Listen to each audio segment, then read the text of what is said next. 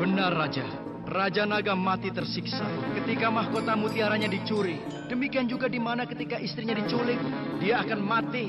Mati karena rindu, karena malu dan sedih.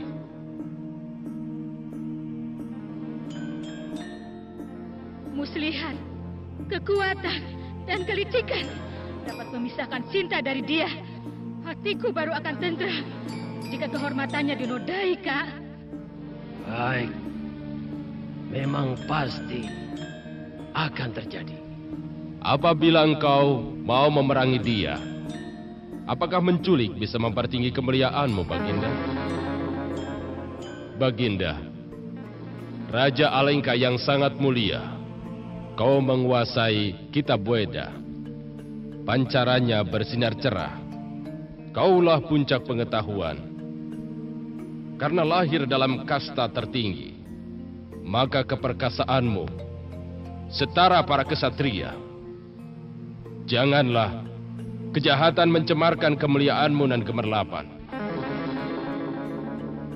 Keperkasaan kau peroleh melewati pahala keagamaan sejati. Jangan kau biarkan yang tidak benar mencemarkannya. Yang lemahlah berdebat tentang kebenaran dan berdebat tentang kesalahan. Yang dilakukan orang kuat itu adalah dharma. Tetapi Cukup. Sekarang aku tidak mau dengar debat lagi. Aku harus pikir tentang apa yang kau katakan dan memutuskan apa yang benar.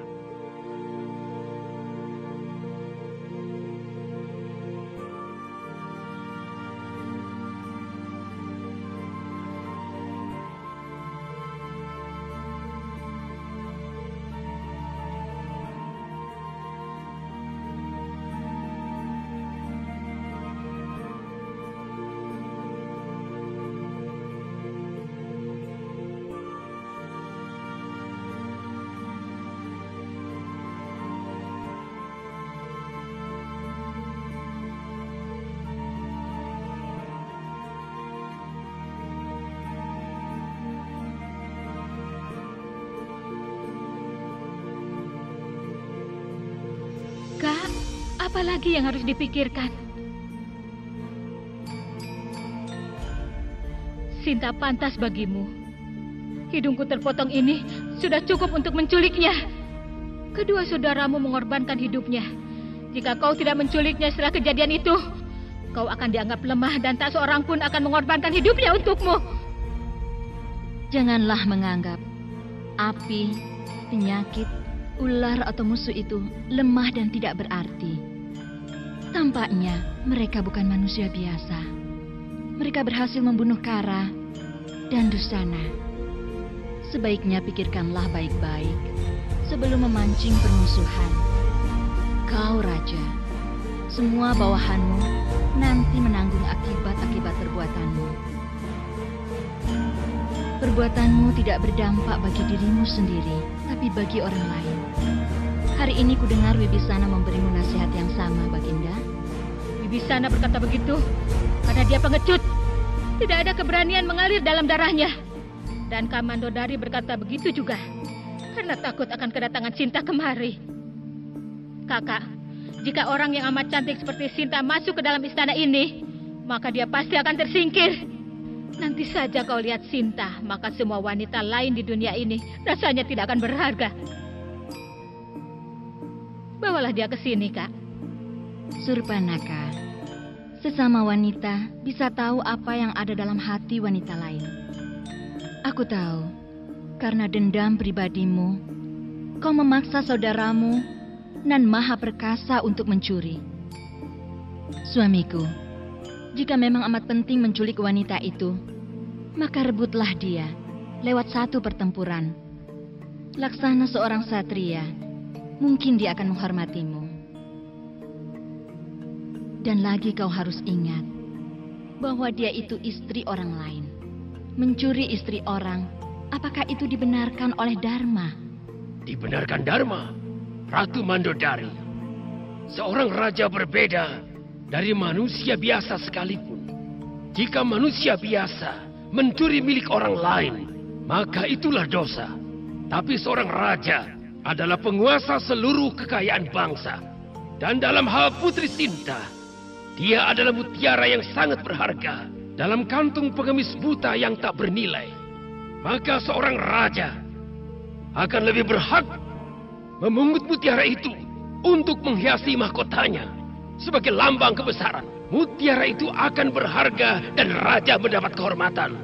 Aku putuskan untuk berbuat begitu.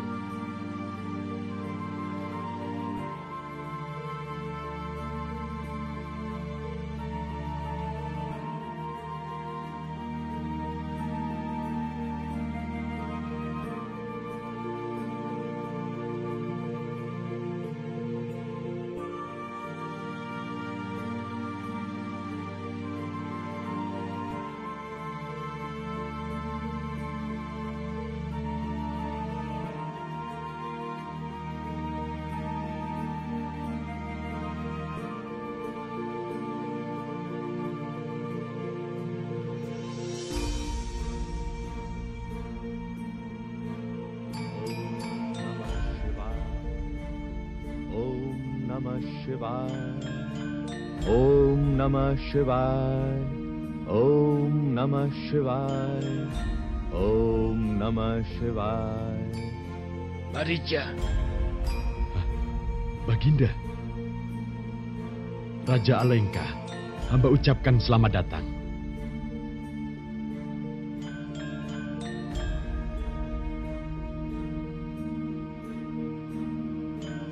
Baginda, silakan duduk.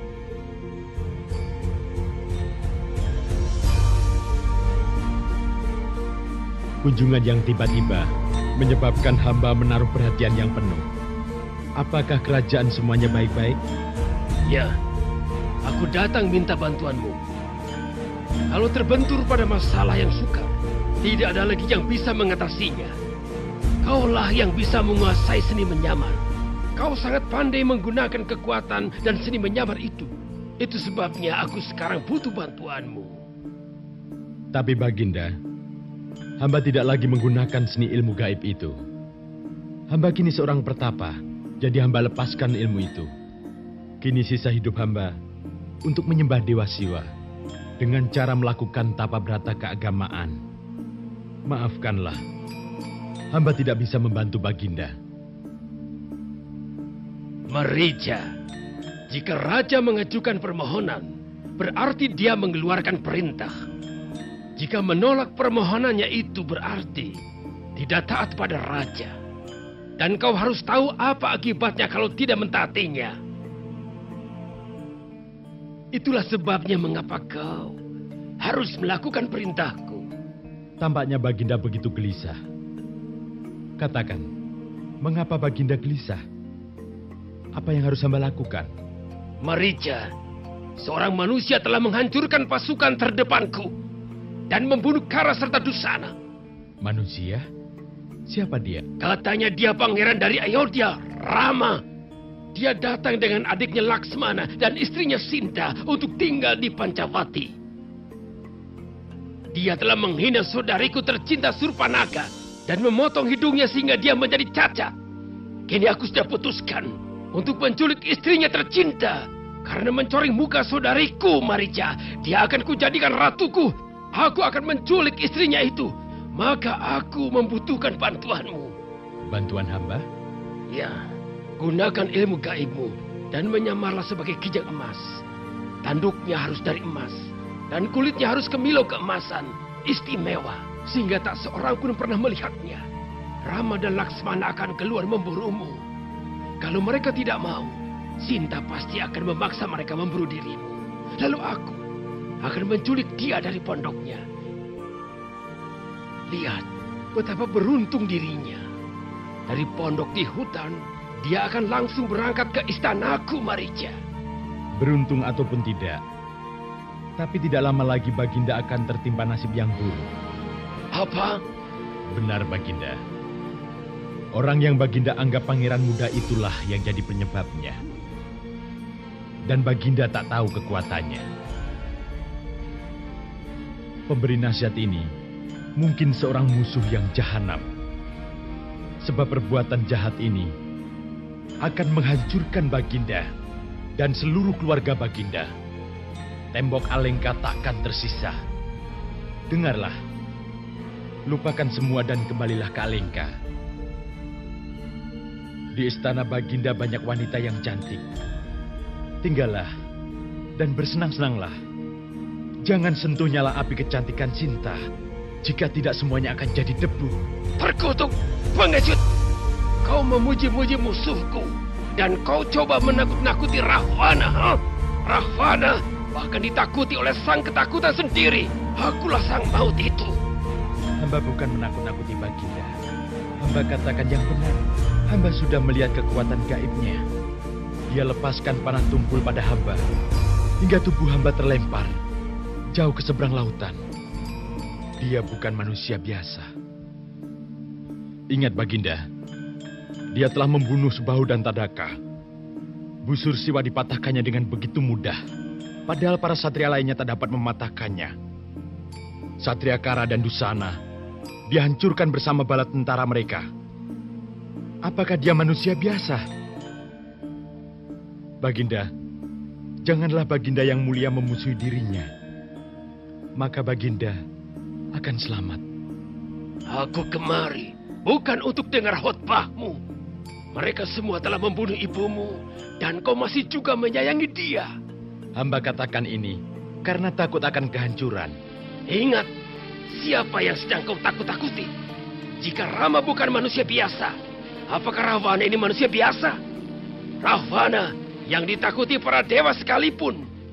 Aku mampu mengangkat gunung Kailas. Yang menguasai dewa maut itu sendiri. Rahwana, satu-satunya orang yang tidak ada duanya. Baik sekarang maupun nanti. Apa yang Baginda katakan memang benar. Tetapi janganlah lupa, semua kekuatan Baginda karena pahala keagamaan. Jika orang menggunakan kekuatan itu untuk melakukan perbuatan jahat, maka kekuatan itu akan membahayakan dia. Hamba ini paman Baginda. Itu sebabnya mengapa hamba membujuk Baginda. Wanita yang diculik dengan paksa, laksana nyala api yang berkobar. Lalu mengapa Baginda ingin memeluk kobaran nyala api itu? Cukup, Marica. Jawara dari ketiga dunia ini tidak perlu dihotbahi. Akulah raja ketiga dunia. Aku berhak atas setiap yang indah dan cantik di dunia ini. Tidak ada yang terlarang bagiku. Semuanya milikku. Jangan mengajari aku perihal ketatasusiliaan. Aku menentukannya sendiri. Yang sedang Baginda perlihatkan ini merupakan sisi penghancur dari kekuatan. Inilah akar kehancuran itu. Kau bicara tentang susila, tapi tidak tahu dasarnya. Kau tidak boleh menentang rajamu. Raja yang tidak mengindahkan sahabatnya adalah raja yang semena-mena. Dan akhirnya menghancurkan dirinya. Mengapa Baginda tidak mengindahkannya? Apakah para menteri yang bijaksana tidak menasihatinya demikian?